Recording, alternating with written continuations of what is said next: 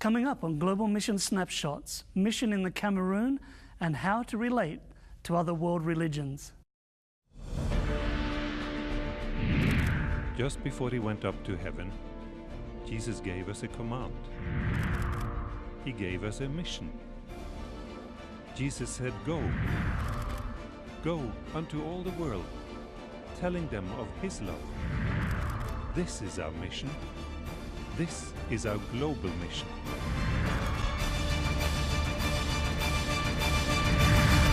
Hello and welcome to Global Mission Snapshots. I'm Gary Krause.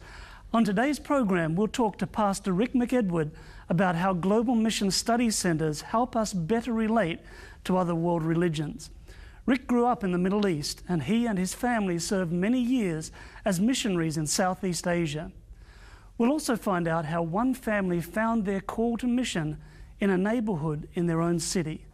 And we'll talk to an Adventist missionary couple, Bill and Trixie Colwell, serving in the country of Cameroon. But first, let's watch a video of them soon after they arrived in Africa.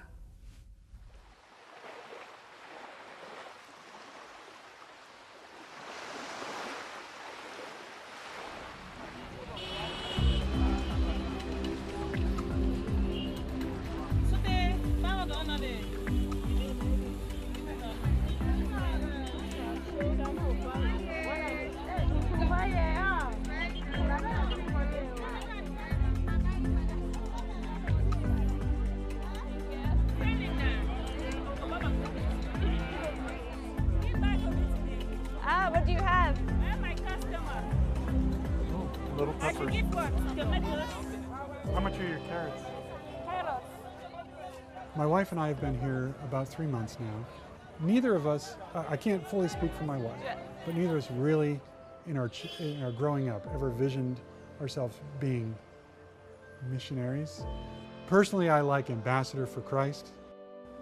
I started to think I wanted to be a mission doctor after I spent 6 months in Tanzania doing mission work there, and decided that it was enjoyable, I could do it.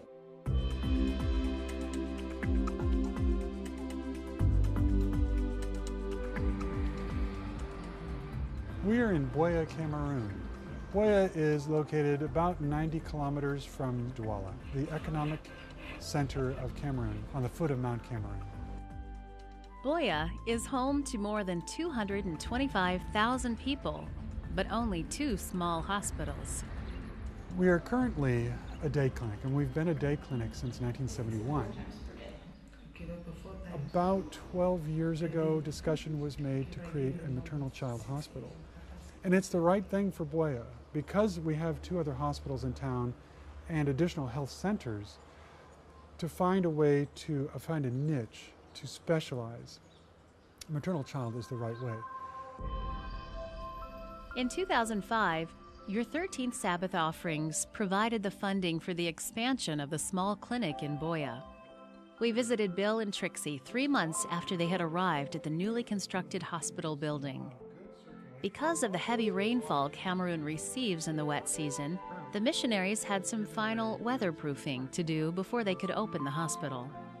Our windows are a little over 1 meter tall, but the awning will come out 1 meter, and as it comes out, it'll curve down.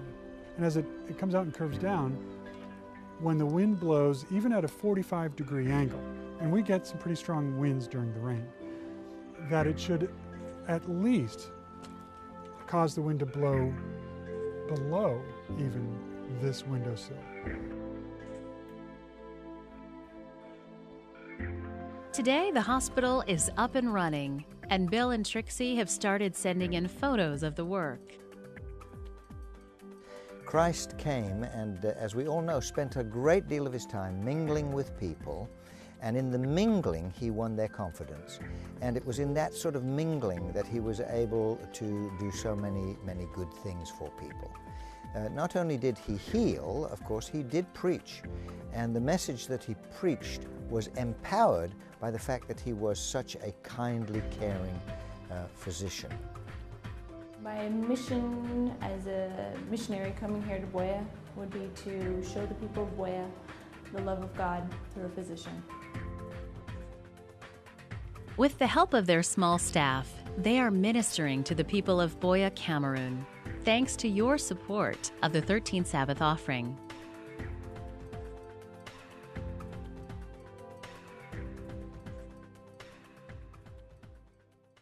My guests are Bill and Trixie, who are visiting the United States of America from Africa, where they are currently working.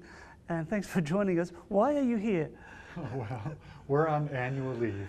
So you're getting a bit of rest and recuperation. Yeah. Indeed. So you're working in the country of Cameroon in Africa. Why?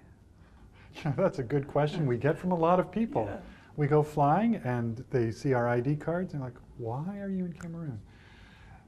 My belief is that's where God has placed us. And so when That's God a good says, reason. yes, come somewhere, Yeah. you go. Wonderful. Now, Trixie, you're working, doing what? I am the physician there, so I pretty much do everything medical. Right. So you're at Buea Adventist Hospital, Yes. and this is located in the urban area or in rural area? We are technically urban. We're a regional capital of the 10 regions of Cameroon. Buea is one of the regional capitals. And the population estimates will vary widely from about 90,000 to about 225,000. So we guess that there's really about 200,000. Okay. But it's very much an urban setting. So Trixie is a doctor working on the medical side. What are you doing, Bill? Administration. Okay. My official title is Development Officer, but it's a catch-all. If you look at the job description for a CEO, that's what I'm doing. Yeah. Now, Trixie, what sort of medical cases do you care for? Tell us a little bit. Well, if you were to take one day and look at the spectrum of cases, it's very broad variety. Because we live in the urban setting, you see some of the more Western diseases, but because we live in Cameroon, where it's the tropics, you also see your typical tropical diseases. So in one day, I will see cases of malaria, cases of gastrointestinal disorders, as well as people with diabetes, high blood pressure, as well as small procedures, as well as even some counseling on a healthy lifestyle and other issues, including even some mental health issues. Wow.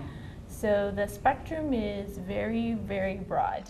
Now, you're a graduate from Loma Linda University, which is a very good medical school, but were you adequately prepared for all these different types of cases? Can you ever be adequately prepared? Yeah, I'm sure.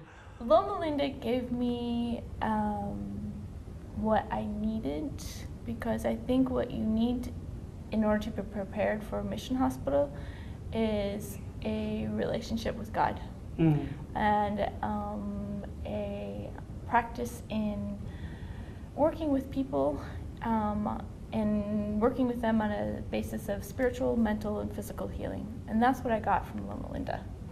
Now, did I learn everything I needed to know about treating malaria and typhoid and that kind of stuff? That you just have to learn as you go. Yes. And I'm still looking things up. I'm sure. Now, of course, your wife has a 9-to-5 job, I'm sure, Oh, 5 days a week. 5 days a week and 9 to 5, never outside of those, except for births, Yeah. emergencies. Yeah. We try to provide some boundaries. We are now open 24/7, so we've been a clinic. The health center has been there since 1971, and in the early 2000s, construction began with the 13th Sabbath offering to develop inpatient. And so we had it open for a little while, and our volunteers left. Then we have delayed, and now just in June we opened again, and we've now just in a month, actually about 3 weeks, delivered she delivered 5 babies, and babies don't have a schedule. Yeah. And so she has been tired. Yeah, I can imagine. Yeah. Now, you are cross-cultural mission workers for the Seventh-day Adventist Church. How would you describe your mission activity? I mean, you're not over there preaching, but you are doing some sort of a ministry. How would you describe it? I think we might each describe it a little differently. Yes. For me, what I had always thought of as a missionary is not at all what we do, and I'm relieved. I like to say everything I needed to know about being a missionary, I learned in Hollywood. And that was my first career. Meeting people where they are, without judgment, and hopefully without showing visible shock. To care for people and nurture them in their spiritual journey. Most everyone we meet is already Christian, but our emphasis, and I appreciate this, on revival and reformation is huge. We need it. Our church family needs it, and our community needs it. Mm. And I have found that when I first thought about doing mission service in Cameroon, it would be for the Cameroonians, and it is. But where we are located, we have international volunteers, Peace Corps, GIZ from Germany, VOS from Britain, plus independents. Mm. And with who we are, we become a hub. And I have found our true ministry is very different than I would ever have expected. Yeah, I kind of like that description. How would you describe it, Trixie? I have a very simple approach. Mine is to work and show love through what I do. Mm. And so my goal is to treat the patients, treat the clients who come, including the volunteers who come with us, with love, and to just show them that, you know, we're here and working out of a sense of love for God. Mm. We're not here because we want to gain position in the world. We're not here because we're trying to make money. And that's just a very different concept. Right. And so that's my witness. Sounds kind of like Jesus' ministry when he was here on earth. Thank you so much for joining us today. Appreciate very much your sharing with us. Thank you. Thank you. Yeah.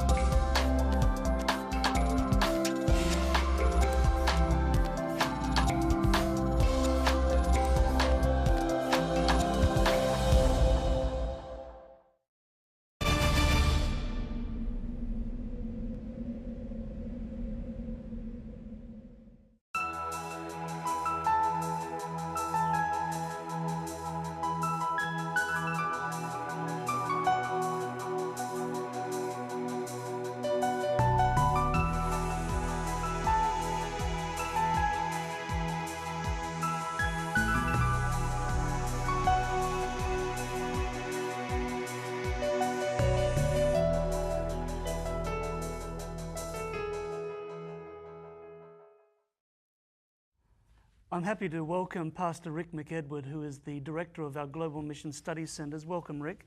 Thank you, Gary. Now, some years ago, you and your family went as missionaries to the island of Sri Lanka. Mm. Tell me what it was like when you arrived.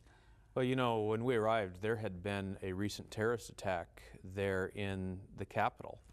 It's the only port of entry in and out of the country. And so when we landed on the tarmac, near there was 11 or 12 airplanes that had recently been bombed by a nationalistic movement within the country. That was a friendly welcome. Yeah, it kind of gave us a shock. You know, how do we know how to minister to people in this nation? How old were your kids? They were 4 and 5 at the time. Great place to bring your kids. Yeah. Now, wasn't so long later that the tsunami hit. Yeah, it was a couple years later. There had been a lot of unrest in the community towards Christians. So we were already trying to balance it. We'd had the 100-year anniversary of the church in Sri Lanka, and the people of the church who really did so much work leading up to that for 100 years. And then not long later, a devastating tsunami that we all were gripped by, you know, visually on the television. Yeah, but that affected us too. I'm sure it did. Well, I remember visiting you shortly after that, and nothing had prepared me for what I saw. Well, devastating impact. The coastline, of course, was totally wiped out, and we worked a little bit with ADRA and with the church on trying to help repair from that damage. Yeah.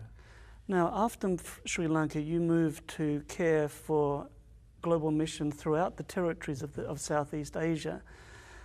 Just describe briefly the range of people that you have in that territory. Well, we had the Pacific Islands, which are Christian but from an animistic background. But we had two of the top 5 Islamic nations in the world, Indonesia and Bangladesh, in our territory.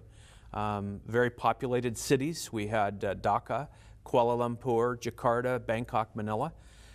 We had the Buddhist nations of Sri Lanka, Thailand, Cambodia, Vietnam. And we had some interesting places that was hard to get into because of government, military or communistic governments. So there was a lot going on, and not even to mention the Hindus and the other faith groups that are there, that really made our work interesting and challenging. And you had large cities and places like Singapore where people are as secular and postmodern as... and wealthy. And wealthy. Yeah, sure. So poverty to wealth. So this was actually a very good preparation for your current job, where we called you to be the director of the study centers. And what is your role now? How do you describe that? Well, as the director of the Global Mission Study Centers, we have 5 study centers. A 6th one is beginning. One focusing on each of the world religions, one on Hinduism, Buddhism, Islam, secular and postmodernism, and Judaism. And then we have a new one starting up with the church's emphasis on urban ministry. We have an urban study center beginning now. Now, the word we've been talking about, this study center, is probably not the best way to describe what these centers do, because it's not like you sit around in a library all day reading up about. They're really ministry centers. Ministry centers. But in essence, when we're communicating with the outside world, study centers is often an easier thing to talk about. Right. You know, when I'm talking to a Buddhist or a Hindu, I don't really want to tell them that I'm there to try to evangelize. Yeah. So they equip us to find ways to better build friendships, to build bridges. You know, the study centers are all about a holistic witness that is culturally adapted to the audience. So often we give a one-size-fits-all message. We use the same methodology in one place as we would use in another. And when we approach people of other backgrounds, that kind of methodology may not work or may need to be greatly adapted. And of course, we encourage relationships and friendships cross-culturally, within culture, so that people can see the beauty of who Jesus was. So these centers are watering down the message? They're compromising the message? Oh, not at all. In fact, they're very strong in presenting the Adventist message, but doing it in a way that a listener may understand what is being presented. Mm. Now, I believe there's a biblical basis for this. Sure. Jesus himself, who spoke in parables, spoke differently to different audiences, the Apostle Paul. Where are these study centers located? Well, we have study centers in various places. We have Islamic Study Center actually has 3 branches, one in London, one in Nairobi, and one here in the United States. We have a Jewish Study Center that was recently relocated to Paris, France, where there's a sizable Jewish community. Our Hindu specialist is currently located in Trinidad. And then we have a study center for Buddhism that is really in the heart in Thailand, and it has a branch also in Taiwan. Now, Rick, there may be somebody viewing this program who says, well, I've got people living in my street, in my neighborhood, who come from different religious backgrounds. I'm not really even sure how I should start relating. What should I say? What shouldn't I say? Where can they get help? You know, this is a common problem. I hear it every day. People call to my office. I say the best thing to do is take them a plate of cookies. Show them friendship. Invite them over to your house. And there's a commonality And by listening, we can understand more and learn and adapt how to present it by doing that. But there are resources from each of the study centers to help make that bridge. Start with the easy, but there are study resources, and we have it on our Adventist Mission website, some of the resources that are available or contacts for us. And so we want our study centers to be available for people to touch base with us and know how to reach us. Just quickly before we go, Marsha's influence in your neighborhood when you lived in Sri Lanka, just tell us about that. Well, we lived in a largely Buddhist neighborhood. It was a neighborhood that wasn't necessarily looking at a Christian or an Adventist very positively. And when we moved in, Marsha and the kids decided that they wanted to be friends with people. So my children started inviting people over for English language classes. They were little kids, but all the neighborhood kids wanted to learn, so they came. And little by little, Marsha became acquainted with all the parents. At holiday time, Marsha would take a gift of the traditional biscuits and cookies and whatnot to people. At Christmas time, we'd do it again for the Christian holiday. And little by little, people began opening up their hearts and their homes to Marsha. She began attending their bedside when they were sick, being there when they died, and attending funerals. People began reaching out to Marsha to be a touch point for who we were, why we were there. And I believe that the love she showed the neighborhood really opened up the hearts of the community to our family in a way that we found very special. They still, when we go back and visit, they open up their arms to us and we talk long, and we believe there's seeds planted. The end isn't yet written, but the seeds are planted. Rick, thanks so much for sharing with us today. Love speaks all languages, crosses all cultures, and speaks to all religions. If you want more information about the study centers, just go to adventistmission.org. And please remember the study centers in your prayers.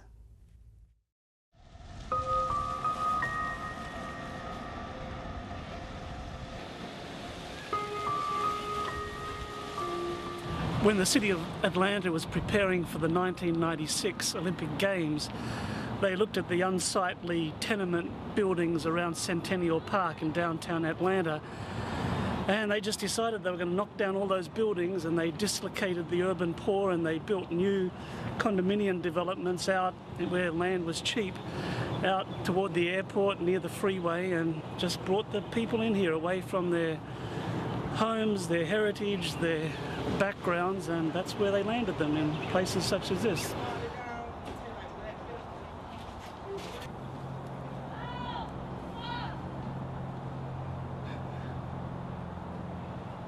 Our neighborhood, for the zip code, it has the highest child abuse rates. It has some of the highest crime rates.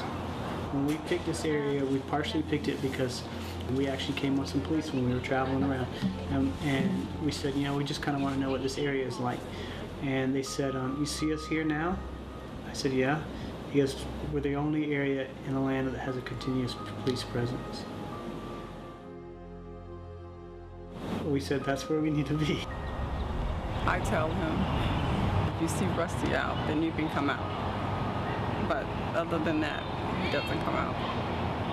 And it's unfortunate because he's a boy, so he should be able to be, you know, run and tumble and jump and whatever at any given moment. But because where we are, he can't do that.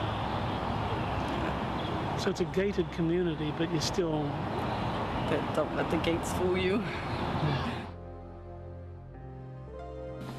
It's Sabbath morning, and we're in an apartment complex in the suburbs of Atlanta, where a young Seventh-day Adventist family are following the example of Jesus, and they're following his incarnational ministry. They're living among the people. They're, to use their phrase, hanging out with the people and ministering to them, showing Jesus' love, and becoming part of the community, and building bridges, building friendships, and making an impact.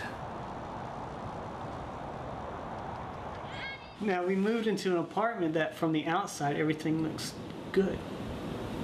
If I was a missionary and I went overseas, people would applaud me left and right. That's great. You can put your life in untold danger over there all you want. You can sit at home and never leave the church and put yourself in mortal danger, and people are good with that. But when you start to cross the lines of race and economics and these barriers that are built up, and you just go to 15 miles south of where you used to live to the other side of the tracks, people think you're crazy and that you're putting your kid's life in danger, and that it's just stupid. If God has told me to go there, then I'm as safe than if I'd stayed in Buckhead and sat on my couch. Safer. And the myths and the fears that we had of people that looked different and were colored different than us, or didn't have whatever we thought we had, they were just that, myths. Fears. We were all taught to be, afraid of each other. And the truth of the matter is maybe 1% of the people that are in areas like this are out for bad. The rest are just like us. They just are trying to figure it out.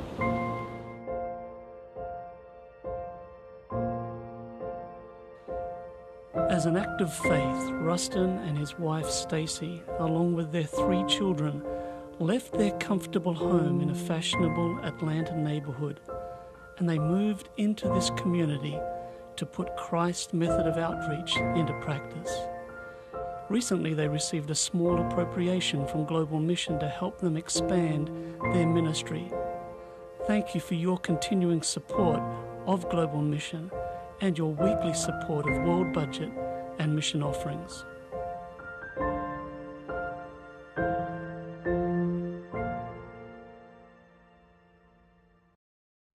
Well, that's about it for today's program. But before we go, we have a small gift for our supporters in North America, an Adventist Mission tote bag. To obtain your tote bag, free as long as stocks last, simply call our toll-free number 1-800-648-5824 or visit our website and ask for the Adventist Mission tote bag or offer 306. Don't forget to clearly state your name and address, and be sure to mention the tote bag or offer 306. Well, thanks for joining us today. I hope you have been blessed by the stories of frontline mission. We'd love to hear from you, so please give your feedback at www.adventistmission.org/3abn.